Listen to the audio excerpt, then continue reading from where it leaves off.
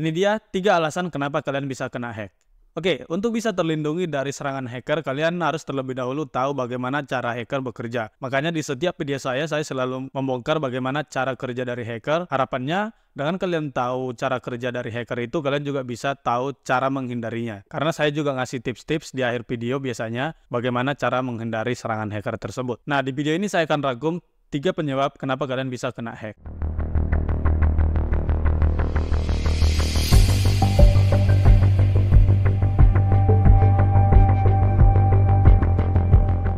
Hai guys, selamat datang di channel ini. Channel saya berbagi ilmu tentang IT security. Nah, di video ini saya akan membahas 3 penyebab kenapa kalian bisa kena hack. Oke, yang pertama adalah physical attack. Nah, tipe serangan ini adalah serangan yang dilakukan dengan si hackernya itu butuh akses langsung ke sistemnya gitu. Jadi dia butuh akses secara fisikal, misalnya ke komputer, ke handphone, atau ke servernya gitu. Nah, misalnya komputer kita tinggal nih, kita butuh ke toilet atau pergi entah kemana, dan kita meninggalkan laptop kita dalam kondisi terbuka gitu. Nah, ketika komputer kita tidak terkunci, ada orang iseng yang sengaja mungkin menanamkan backdoor melalui flash disk gitu ya. Dia di copy backdoornya kemudian dijalankan di komputer kita tanpa kita tahu.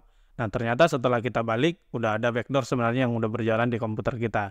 Oke, itu cara yang dilakukan secara fisikal, atau mungkin saja hal itu bisa dilakukan juga di server gitu. Jadi mungkin ada orang yang menyamar sebagai teknisi gitu ya, butuh akses ke server yang di data center, kemudian ternyata dia udah bawa flash disk, dan di flash disk itu ada backdoor, ya mungkin saja dia menanamkan backdoor dari flash disk itu gitu. Jadi banyak caranya, tapi dia butuh akses secara langsung atau secara fisik ke targetnya gitu. Nah, itu serangan yang pertama. Oke, yang kedua adalah software attack. Nah, software attack ini adalah serangan yang dilakukan dengan dia memanfaatkan kerentanan atau vulnerability dari sistem operasi atau aplikasi atau software yang ada di komputer kita. Jadi ada istilah no system is safe, yang mana memang nggak ada orang atau perusahaan yang berani menjamin bahwa sistem operasinya atau software atau aplikasinya itu benar-benar 100% aman gitu. Karena jadi selalu ada celah yang mungkin bisa dimanfaatkan oleh si hackernya. Nah, celah ini bisa saja dari sistem operasi, baik itu seperti Windows, Linux, macOS gitu ya,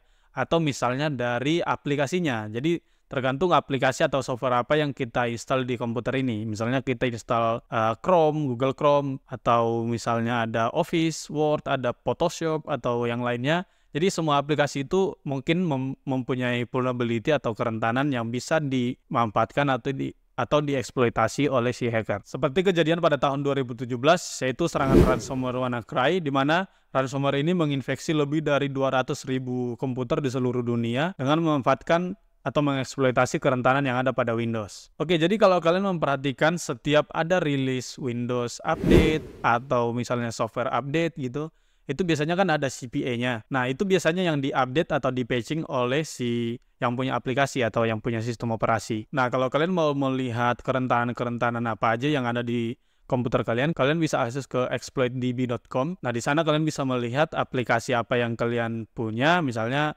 kita cari Chrome, apakah ada kerentanan di Chrome, kita bisa lihat di sana CPA-nya itu berapa gitu. Nah, itu kode untuk setiap kerentanan. Biasanya ada ID-nya. Oke, jadi kalian bisa cari tergantung aplikasi atau sistem operasi apa yang kalian gunakan. Nah, kalau kalian menemukan ada vulnerability, kalian bisa langsung melakukan patching atau install update-nya gitu. Oke, kemudian yang ketiga. Yang ketiga adalah social engineering attack.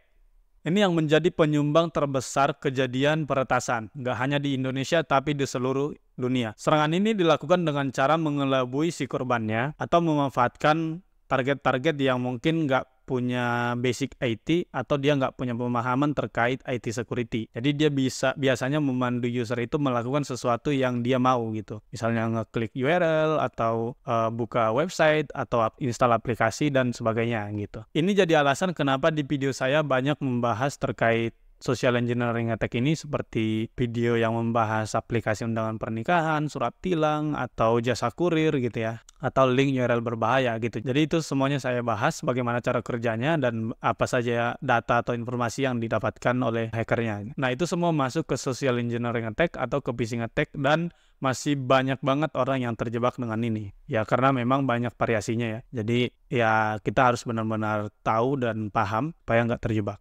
Makanya saya banyak membahas dalam hal ini. Harapannya dengan kalian tahu cara kerjanya, kalian juga bisa tahu cara menghindarinya, karena saya juga bagikan tips-tipsnya di akhir video biasanya. Oke, itu dia tadi 3 alasan penyebab kalian bisa kena hack. Yang pertama adalah physical attack, yang kedua adalah software attack, kemudian yang ketiga adalah social engineering. Nah, sekarang pertanyaannya adalah bagaimana solusinya dan cara menghindarinya. Oke, yang pertama, untuk physical attack, kalian bisa perketat keamanan dengan cara misalnya kalau kalian meninggalkan laptop atau perangkat kalian, jangan biarkan nggak terkunci, selalu kunci, karena kita nggak tahu. Ya mungkin orang sebelumnya nggak ada niat gitu ya, cuman karena dilihat ada kesempatan ya jadi muncul niatnya gitu. Jadi kalian harus jaga diri sendiri, jaga keamanan perangkatnya sendiri. Itu untuk perangkat pribadi gitu ya. Untuk data center biasanya itu udah ada ISO-nya, ada standar tersendiri bagaimana keamanan dari si data centernya gitu. Kita bisa nge-refer ke sana. Oke, yang kedua, untuk software vulnerability kalian bisa mengatasinya dengan cara selalu update perangkatnya. Oke, jadi misalnya sistem operasi kita atau aplikasinya itu masih dapat update, silakan update ke versi terbaru, ke rilis terbaru. Setiap ada patching atau update, kalian instalkan aja. Karena biasanya kalau misalnya yang punya aplikasi atau sistem operasi melakukan update,